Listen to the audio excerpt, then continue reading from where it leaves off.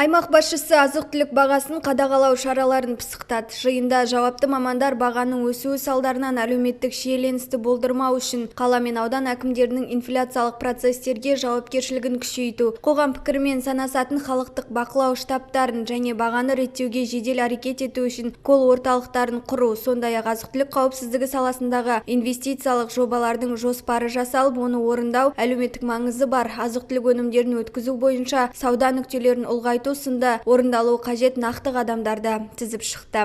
Бүгінгі дейін атқарып келген механизмге өзгеріс енгізді. Яғни аудандардағы ауыл әкімдерінің тікелей жауапкершілігін арттыру бағытында.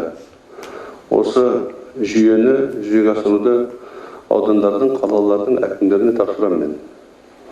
Бұрындары кәсіпкерлік басқармасы ғана осы мәселемен айналысатын болды. Қазір барлық бұрындары тек ақпарат жинап отырады, қазір ықпал етуіміз керек. Тауардың бізге облысқа келгенден бері тұтынушыға жеткенге дейін тізбектің барлығында бақылау жүргізу керек.